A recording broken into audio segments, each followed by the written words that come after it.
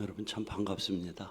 이렇게 올 때마다 시집간 뭐예요? 딸이 이렇게 친정집에 오는 것처럼 푸근하고 또 뵐 때마다 반가움을 느낍니다.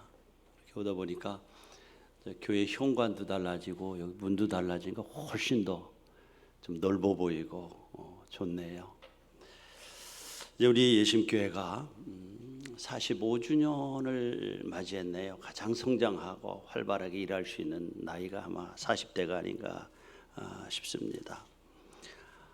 원하기는 정말 초대교회의 그 본질적인 교회성을 회복함으로 주님의 생명력이 넘치는 교회가 되기를 주님의 이름으로 축복합니다. 우리가 믿음에서 승리하기 위해서는 많은 요인들이 있지만은 이제 교회론을 바로 세운다. 교회론, 교회가 도대체 어떤 공동체인가 하는 이 교회론을 바로 세우는 것이 대단히 중요합니다. 교회가 뭐죠? 교회는 건물이 아니라 주님이 핏값으로 사서 자녀 삼으신 저와 여러분들이 주님을 가운데 모시고 모인 공동체가 교회입니다. 얼마나 귀한지 몰라요. 핏값을 지불하고 사서 자녀 삼으신 성도들이 모인 공동체가 교회입니다. 교회가 어떻게 탄생됩니까? 예수님께서 승천하시면서 사도행전 1장 4절에 보면 너희들 예루살렘 떠나지 말아라. 그리고 내가 내게 들은 바 아버지의 약속하신 것을 기다려라. 그래서 주님이 승천하시고 허전함 가운데에 마가의 다락방에서 120명의 문도들이 모여서 정말 기도하고 찬양 하나님을 예배했을 때 성령의 불같은 역사가 그들에게 임했고요. 성령 받은 그들이 모임이 이루어지면서 교회가 된 거예요. 그러니까 교회라고 하는 것은 몇 가지 특징이 있는데, 그래서 주님의 약속하신 것을 기다리면서 모이는 공동체가 교회예요. 주님의 약속이 뭐예요? 내가 너희를 위하여 초소를 예배하러 간다. 초소가 예배되면 다시 와서 너희를 내게로 영접해서 나 있는 곳에 너희도 있게 하겠다. 천국을 준비하러 가셨어요. 다시 오겠다고 그러셨어요. 그래서 그날을 준비하면서 모이는 공동체가 교회인 거예요. 그래서 교회를 종말론적인 공동체 이렇게 말하는 거예요. 사람이 참 유한 때입니다. 얼마나 짧은지 몰라요. 제가 늘 뵙지만은 이제 여기 계신 분들도 그렇고 오래간만에 만나면은 와, 저분이 저렇게 늙었구나 그렇게 느껴져요. 자신은 모르는데 참 짧아요. 그리고 하나님 앞에 단독자로 저와 여러분들이 서야 됩니다. 그래서 모이는 공동체, 그러니까 교회는 모이지 않으면 이루어지지 않아요. 왜요? 두세 사람이 내 이름으로 모여야 내가 그곳에 있겠다. 그러니까 교회는 개인으로 존재하는 공동체가 아니라 모이는 공동체예요. 모여서 하나님을 예배하고 찬양하고 성령의 임재를 체험하고 기도하고 복음 전파하기 위해서 모인 공동체예요. 그래서 교회는 공동체입니다. 주님께서 이 땅에 계시면서 하셨던 사역을 교회에 위임하셨어요. 땅끝까지로 증인이 되라 라고 하시면서 위임하신 그 사역, 또 우리가 공동체 생활을 통해서 좀 더 그 다듬어지는 거 있잖아요. 주님의 형상을 닮아가는 거 대단히 중요해요. 우리가 예수의 사람으로 거듭나고 성령 충만한 것도 필요한데, 우리 예수 믿고 거듭나면 사람들의 인격들이 조금씩 달라지기 시작해요. 그 가치관 때문에. 그래서 그런 인격들이 다듬어져 주님의 형상을 닮아가 훈련되기 위해서 교회가 존재하고, 궁극적으로 주님 오시라를 예배하면서 땅끝까지 이르러 내 증인이 되라 이렇게 말하는 거 참 중요해요. 인격이 달라지는 거. 제가 이제 우리 교회에 이렇게 옵니다만 우리 정수근 목사님이 잘하고 계시잖아요. 그러나 혹시라도 우리 정 목사님이 목회하는데 부담이 될까 봐서 정말 여러분 부득이한 경우에 제게 상담하는 분들 외에는 이렇게 전화 거무는 분들이 없고 개인적으로 만나는 분들이 없어요. 왜요? 목회의 리더십을 세우게 하기 위해서 그런 거예요. 어떤 교회들 보면은 목사님이 원로 목사님이 떠났는데 계속 간섭하고 뒤에서 뭐를 조정하고 해서 어려운 교회들이 수도 없이 많아요. 이건 목회 윤리거든요. 윤리.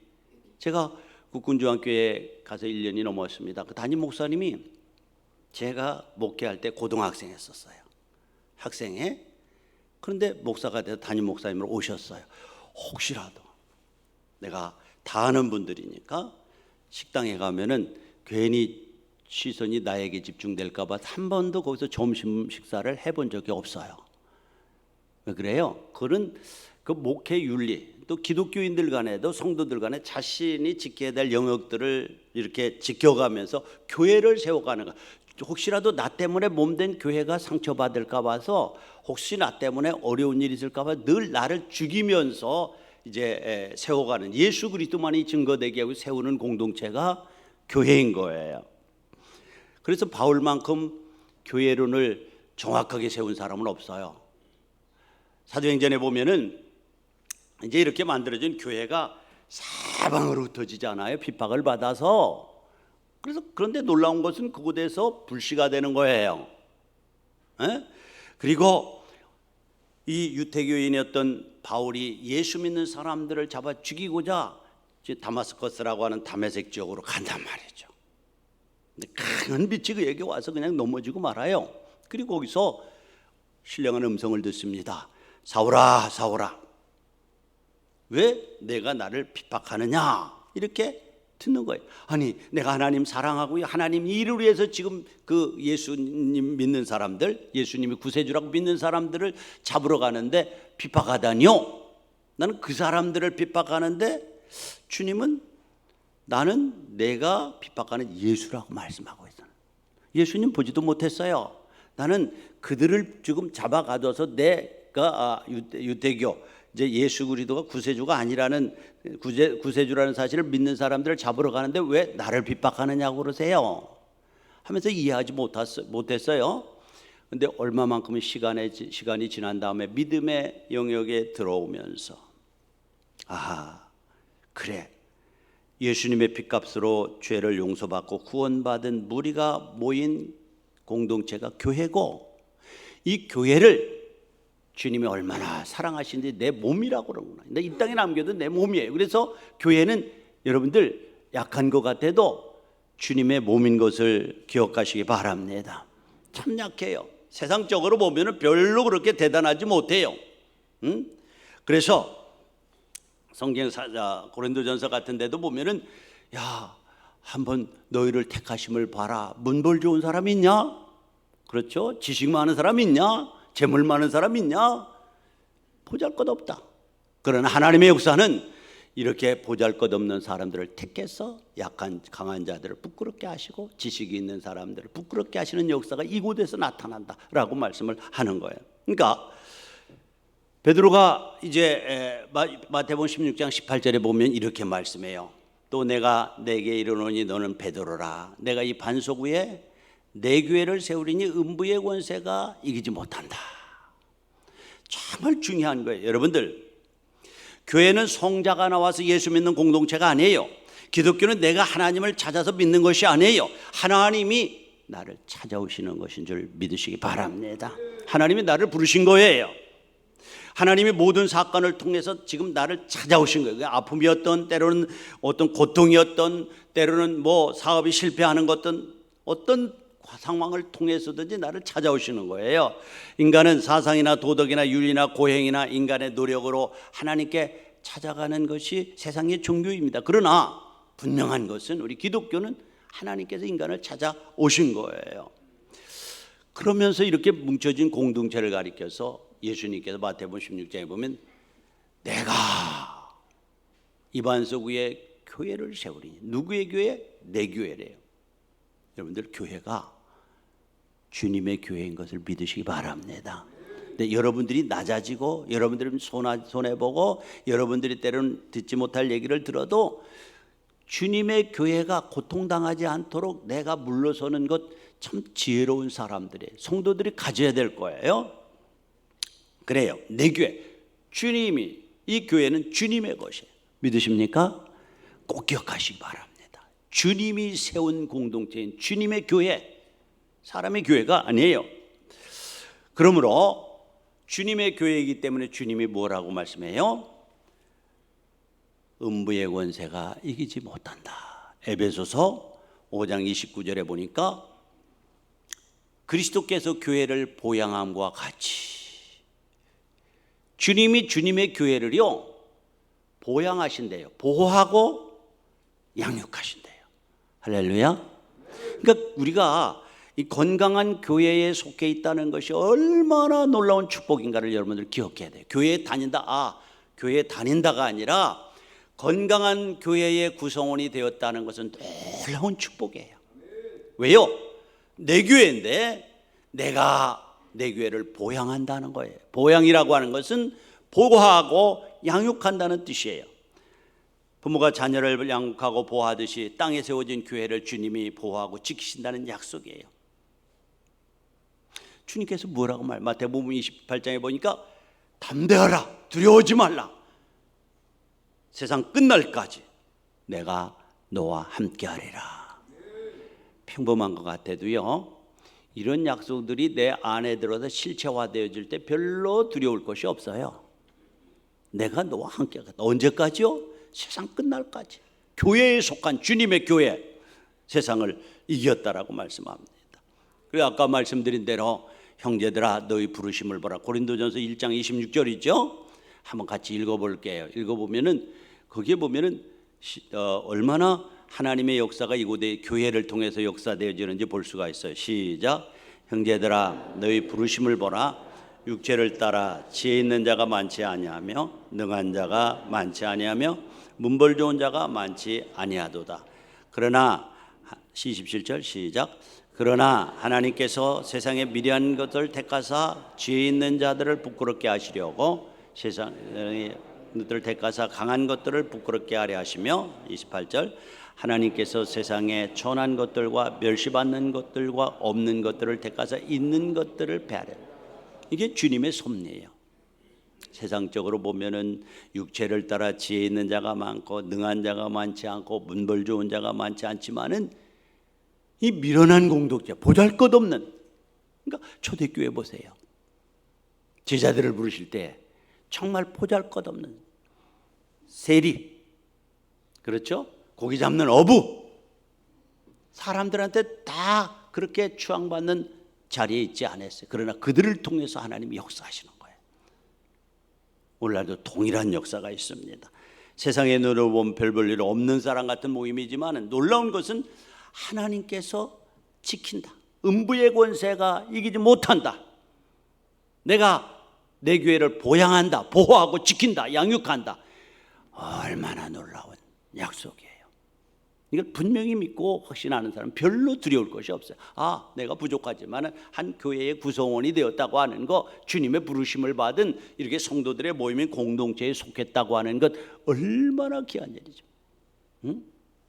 여러분들, 이렇게 약한 것 같아도 로마는 망해서도 교회는 남았습니다. 일본은 패망해서도 교회는 남았어요. 소련은 망해서도 교회는 남았어요. 북한에도 중국에도 교회는 살아있습니다. 교회를 파괴하려고 교회를 박해하던 모든 정권들은 다 망했지만은 교회는 오늘도 살아 역사하는 줄 믿습니다. 왜요? 교회 자체의 힘이 있어서가 아니라 교회의 머리 되시는 주님께서 이 음부의 권세가 이기지 못하도록 이 교회를 지킨대요. 대단한 것. 여러분들,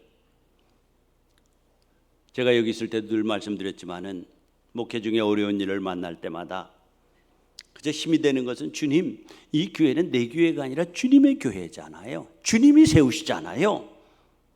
그래서 이 믿음이 나를 흔들지 못하게 했습니다. 교회가 그런 거예요. 그 다음에 이 교회는요, 함께 지어져가는 공동체예요. 완성된 교회가 아니에요. 에베소 2장 21절 22절을 같이 한번 읽어볼까요? 에베소서 2장 21절로 22절에 보면 다 같이 시작. 그 안에서 건물마다 서로 연결하여 주 안에서 성전이 되어가고 해요. 또 22절 예수 안에서 22절 에베소 아닌가요? 에베소 2장 22절 예수 안에서 함께 지어져 가느니라. 지어져 가느니라. 또 성전이 되어 가고. 무슨 말씀이에요? 교회는 완성된 교회는 없어요. 완벽한 교회는 없어요.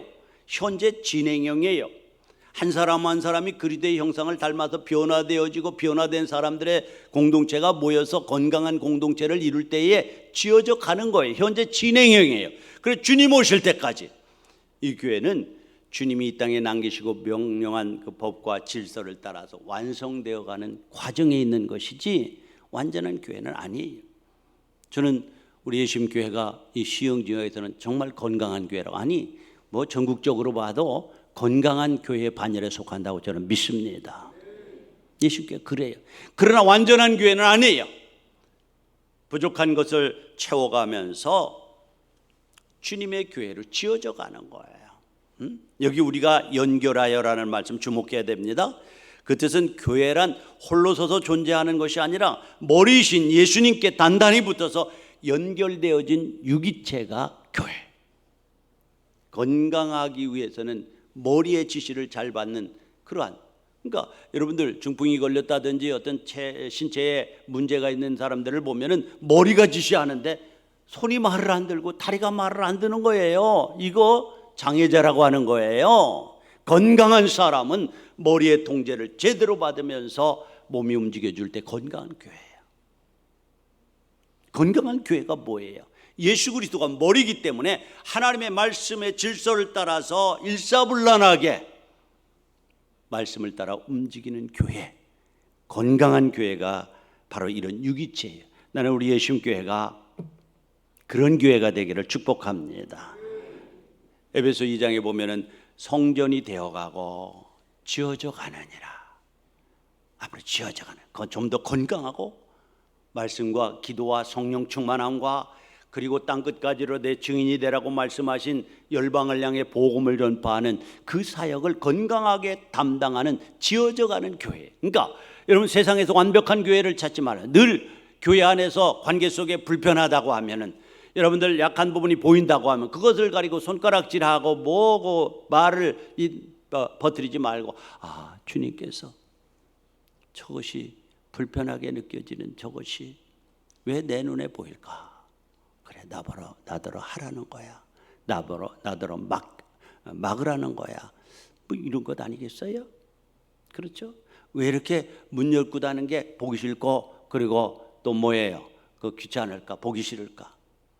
그래서 저거 바꿉시다 하는 것이라, 그래, 나보고 하라는 거야. 이 건강한 교회 아니겠어요?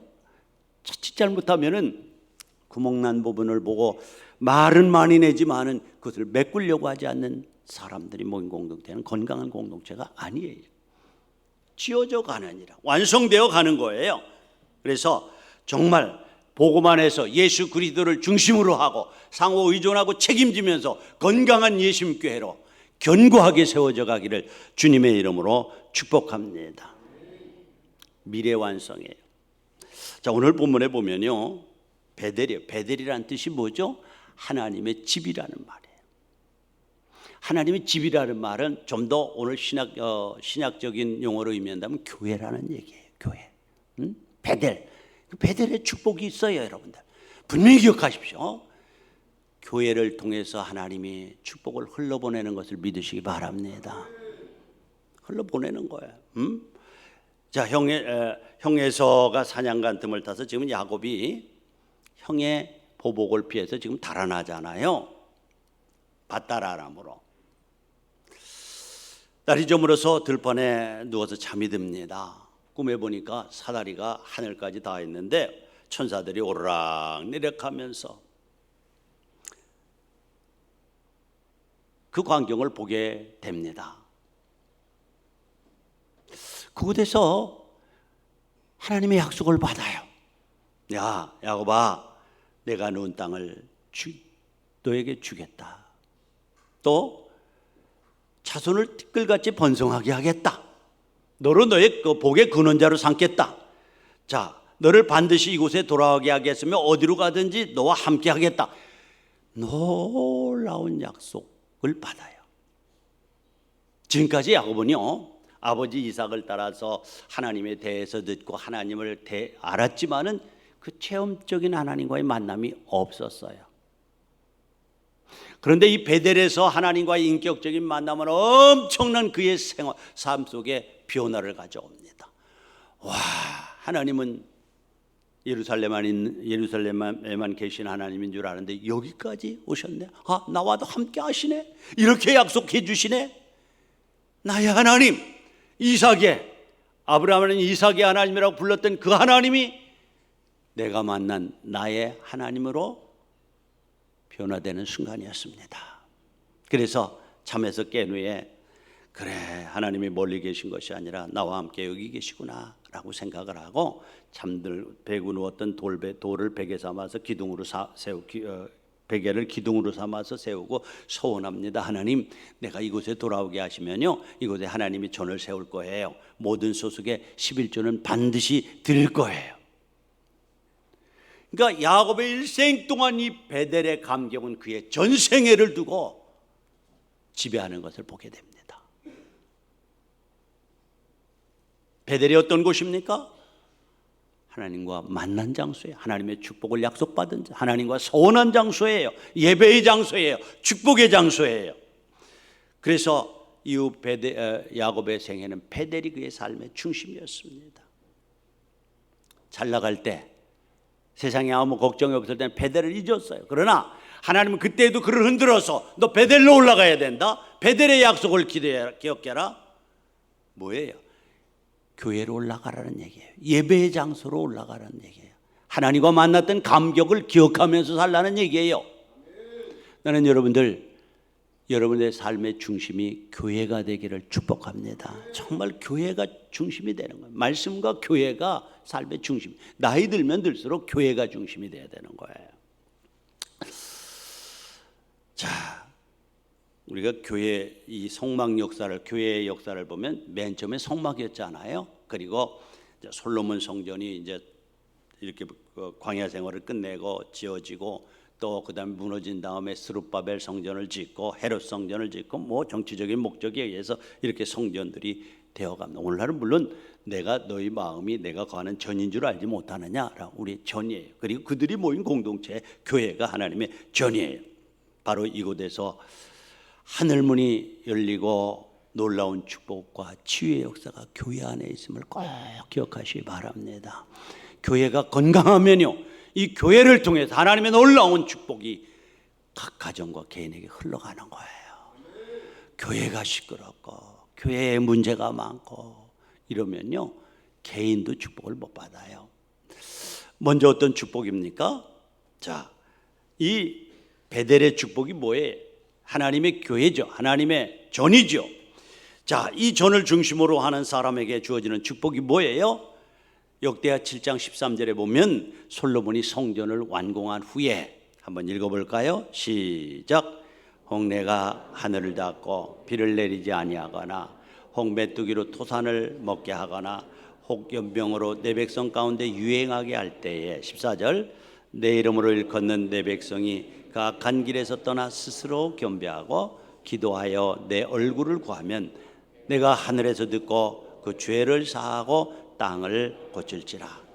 이곳에서 하는 기도에 내가 눈을 들고 귀를 기울이니 이는 내가 이미 이 전을 택하고 거룩하게 하여 내 이름으로 여기 영영이 있게 하려 하였습니다. 내 눈과 마음이 항상 여기. 할렐루야. 주님의 교회는, 주님의 전은 뭐예요? 내 눈과 내 마음이 이곳에 있느니라. 여러분들, 교회가 그런데 주님의 마음과 눈이 있어요. 그대 주님의 마음과 눈이 있어요. 자, 이렇게 어려운 일을 당할 때 내 이름을 일컫는 내 백성이 악한 길에서 떠나 스스로 겸비하고 내 얼굴을 이 전에서 구하여 기도하면 내가 하늘에서 듣고 그들의 죄를 먼저 사하고 땅을 고치는, 늘 지난번에도 말씀드렸지만은 하나님께서 우리를 치유하시는 축복은 기도하고 너의 죄를 사하고 땅을 고치는 거예요. 그런데 우리는 그 전 것이 없이 하나님 내 땅을 고쳐주셔서 소산물이 많아지게 해주세요 하는 것이 먼저 아니겠어요? 그런데 성경은 그렇지 않아요. 너희가 이전에 나와서 내 얼굴을 구하면 내가 하늘에서 듣고 내 죄를 사하고 내 죄를 사하고 그릇을 먼저 만들고 그 다음에 내가 채우겠다. 이것이 하나님께서 축복하시는 축복의 순서입니다.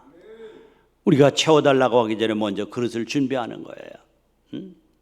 악한 길에서 떠나. 그런데 여기 보면은 14절에 보면 내 이름으로 일컫는 내 백성이, 하나님이 기도의 대상도 내 백성이고 불러주신 성도들이고 그 기도에 응답하시는 분도 내 백성이 기도해야 응답하시는 거예요. 놀라운 거죠. 이래봬도 우리가 세상적으로 볼 때 탁월하지는 못해도 주님이 내 백성이래요. 내 백성이 위기 가운데 내 안에 나와서 내 얼굴을 구하면 내가 하늘에서 듣고 그들의 죄를 사하고 그 땅을 고치겠다는, 이것이 순서라는 거예요. 여러분들, 저는 원하기는 이 예심교회를 통해서 재난이 물러가고 위로부터 오는 풍성한 축복이 임하기를 축복합니다. 먼저 얼굴을 구하십시오. 악한 길에서 떠나 주의 얼굴을 구하면 내가 하늘에서 듣고 그 죄를 사하고 그 땅을 고친다라고. 또 여러분들, 베델의 축복이 뭐예요? 하나님의 집의 축복이 뭐예요? 하나님의 축복의 집을 중심으로 하고 사는 사람들에게 오는 축복이 뭐예요? 성경은요, 야곱의 생애를 한 4가지 정도로 이제 기록하고 있습니다. 형 에서에게 쫓기다 베델에서 하나님을 만나는 장면, 31장 이하에 보면은 라반에게 20년 동안 처가살이를 한 후에 재물을 모으고 이제 도망쳐 나오는 사건, 33장에 보면은 이제 도망쳐 나와서 야복 강가에서 천사 하나님의 사자와 씨름하면서 이제 있었던 때, 그리고 35장에 보면은 형과 모든 문제를 해결하고 형이 자기를 죽이지 않겠다고 약속을 받고 모든 문제가 해결되었을 때에 세겜 땅에 야복강을 건너와서 세겜 땅에 안주하는 장면, 이렇게 4장면으로 보통 나눠요. 네, 여러분들 어땠습니까? 세겜 땅에 머무를 때에 그가 안주했다고 그랬죠. 몇 번 제가 설교했던 거다. 풀도 많고 형과 문제도 해결되고 그저 아버지 형제들한테 뜯기지 않을 만큼 거리를 두고 세겜이라는 지역에 안주했어요. 하나님은요, 안주의 삶을 허락지 않으셨어요. 야곱의 딸 디나 사건을 통해서 큰 위기에 봉착하죠. 가나안 족속들에게 이제 멸살당할 위기에 처하죠. 그때 그가 어떻게 합니까? 하나님, 나를 긍휼히 여겨주세요. 이 위기를 어떻게 벗어납니까? 그때 여러분들, 너는 일어나 베델로 올라가서 거기서 단을 쌓아라. 이게 응답이었어요. 하나님이 저 적군들을 물리쳐 주시지 주시 그래요? 이렇게 하지 않고 너 거기서 일어나. 그건 약속의 땅이 아니라는 거예요. 세겜은 약속의 땅이 어디죠? 베델이라는 거예요. 내가 만났던 하나님과의 감격이 있는 곳이래. 축복의 약속의 장소라는 거예요. 오늘 교회라는 거예요, 여러분들. 너 올라가라. 거기서 거주한다는, 거기 사는 것 아니겠어요? 삶의 캠프를 어디에 치냐? 베델에 치라는 거예요. 삶의 중심지를 교회 중심으로 하라는 거예요. 그리고 단을 쌓는다. 단을 쌓는다는 게 뭐죠? 여러분, 단이라고 하는 것은요, 하나님 앞에 예배하는 것인데요, 하나님 앞에 나를 내려놓는 거예요. 하나님, 내가 지금까지 잔꾀로 살아왔잖아요. 형님도 속이고 피난 가서, 그래서 외삼촌 집에다 몰래 도망오고요, 그리고 야복강가에서도 그러고요, 또 모든 일이 풀리니까 세겜 땅에 그냥 안주했죠. 다 기회주의로 살아왔어요. 그게 내 방법이었어요. 그게 단을 쌓으라는 건 뭐예요? 하나님 앞에 내 방법을 내려놓고 하나님의 뜻에 순종하라고 하는 주의 부르심인 줄로 믿습니다. 자, 그런데요, 이러한 경험들을 통해서, 이 위기를 통해서, 그의 삶의 전 과정을 통해서 이 야곱이 고백했던 고백의 내용이 뭐예요? 창세기 35장 3절에 보니까, 뜨면 한번 떠요. 35장, 창세기 35장 3절에 보니까 35장 3절 맞아요? 나의 환난 날에 앞에 있구나. 나의 환난 날에 내게 응답하시며 나에게 하는 길에 나와 동행하신 하나님. 후손들에게 뭐라고 했어요? 내가 잘못 쳤나요? 네, 내게 맞아. 여러분들 후손들을 모아놓고 내가 지금까지 만나며 경험했던 하나님은 어떤 하나님이라고요? 나의 환난 날에 내게 응답하시며. 할렐루야. 하나님 오늘도 환난 날에 내게 부르짖으라 내가 응답하겠다고 분명히 약속했어요. 나의 환난 날에 내게 응답하시며 나의 가는 길에 나와 동행하신 하나님. 할렐루야. 세상 끝날까지 내가 너와 함께 하리라. 우리가 믿음의 고백 가운데 기도 응답의 확신도 있어야 되고요, 동행의 확신을 가지라. 나의 환난 날에 내게 응답하시고 동행하신 하나님. 자녀들에게 이와 같이 당당하게 선포하는 거예요. 여러분들에게 하나님은 어떤 하나님이십니까? 야곱이 선포했던 것처럼 환난 날에 내게 응답하시고 나의 가는 길에 나와 동행하신 하나님이라고 당당하게 고백할 수 있는 신앙 고백이 여러분에게 있기를 축복합니다. 자, 여러분들 위기가 어디서 왔습니까? 야곱에게 불순종이었어요. 성장하지 않는 믿음에 안주하고 있을 때에 위기가 왔어요. 에서를 피해서 세겜 땅에 머무르고 안주할 때에 왔어요. 불순종할 적에 왔어요. 여러분들 우리가 세상을 살아가면서 사업이 잘 되고 평탄할 때 조심하시기 바랍니다. 평지를 만났을 때 조심하기 바랍니다. 에서와 같이 얽힌 문제가 풀어지고 부모님과 적당한 거리에 살고 그게 다가 아닙니다. 평탄할 때, 일이 잘 될 때, 사업이 잘 될 때, 건강할 때도 베델의 언약을 기억하면서 살아가는 우리 예신 가족들 되기를 축원합니다. 반드시 그렇게 하십시오. 베델의 약속을 기억하십시오. 여러분들이 문제를 만났을 때에 문제의 원인을 환경에서 찾지 말고 하나님과의 관계에서 찾는 습관을 기르시기 바랍니다. 세상에 우연은 없어요. 어떤 사건이 일어났을 때에 환경이 이렇게 되고 세계 경제가 이렇게 되고 뭐가 어떻게, 아니요. 예수 믿는 사람은요, 환경에서 문제의 원인을 찾는 것이 아니라 하나님과의 관계에서 문제의 원인을 찾는 것이 올바른 자세입니다. 그래야 하나님의 음성을 들을 수가 있어요. 그래야 올바로 우리가 치유받을 수가 있어요. 베델은 하나님의 집입니다. 야곱은 그의 전생애를 통해서 베델에서 만난 하나님과의 축복의 언약, 자신의 서원, 위기 때마다 그 베델을 중심으로 해서 하나님의 축복을 이어받은 가문을 이루어갔고 후대에 놀라운 이름을 남겨주었습니다. 마지막으로 여러분들, 교회는 하나님의 축복이 임하기 위해서 세상 문화와 섞이지 말라는 얘기를 다시 한번 합니다. 이제 아브라함이 이삭의 아내를, 며느리를 구할 때 한 얘기를 제가 하고 싶어요. 창세기 24장 3절에 보면 너 이삭의 아내 우리 며느리를 구하러 하란 땅으로 갈 텐데 가나안 족속의 딸들 중에서 내 아들로 해야 아내를 택하지 말고, 이게 첫 번째, 가나안 족, 이방 여자예요. 이방이에요. 이방, 세상 문화예요. 두 번째로 내 고향 내 족속에로 가서 내 아들을 이삭으로 해야 아내를 택하라라고 하면서 또 하나는 우리 아들을 그 땅으로 데려가지 말아라. 두 가지예요. 첫째는 가나안 족속의 여자 중에서 내 아내를 택하지 말아라. 두 번째는 내 아들을 다른 지역으로 데리고 가지 말아라. 왜요? 이곳이 약속의 땅이기 때문에 그래요. 이곳이 하나님이 약속한 교회이기 때문에 그래요. 그러므로 교회는 세상 속에 있지만 세상과 섞이지 않고 세상 문화화 되어서는 안 됩니다. 잘 순수성을 지켜야 되고요. 두 번째로는 우리 아들을 그 땅으로 데려가지 말아라. 그 땅 여자를 이방 여자로 데려오지 못하고 가지 마라. 이것은 하나님이 우리에게 약속한 축복의 땅이기 때문에 절대로 이곳을 떠나서는 안 된다. 이것이 정말 아브라함과 이삭과 야곱을 통해서 대대로 흘러오는 이 베델의 하나님, 하나님의 집을 중심으로 해서 하나님의 보호하심과 인도하심과 축복이 끊임없이 이어지는 놀라운 축복의 가문이 된 것입니다. 나는 우리 예수님교회가 베델의 하나님, 하나님의 집이지요.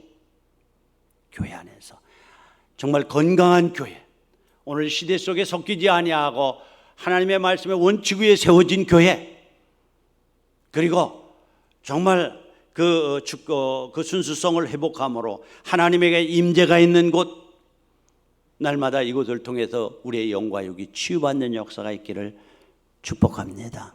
그리고 이 교회를 통해서 여러분의 사업과 가정과 하시는 일들 속에 놀라운 축복이 있기를 기도하고, 앞으로 오고 오는 세대 속에서 우리 예심교회가 건강한 교회로 세워지기를 주님의 이름으로 축복합니다. 우리 아버지 하나님 감사합니다. 오늘도 하나님 주님의 사랑하는 우리 예심교회에 와서 하나님의 말씀으로 베델의 축복이라는 말씀을 나눴습니다. 하나님, 베델은 하나님의 집인데 하나님의 집을 통해서 야곱이 받았던 놀라운 축복을 저들이 받으며 이 땅에 살다가 주님이 부르실 때 주님 앞에 설 수 있는 귀한 믿음의 지체들이 되게 도와 주시옵소서. 이 세상 속에 또 하나의 교회가 아니라 정말 너는 가나안 여자를 불러들여서도 안 되지만은 너희가 그곳으로 들어가도 안 된다고 하는 이 순수성을 요구하시는 하나님의 분명한 음성을 듣고 어렵고 힘들어도 교회의 순수성을 지켜나가는 우리 예수님께 성도들 되게 도와 주시옵소서. 예수님의 이름으로 기도하옵나이다. 아멘.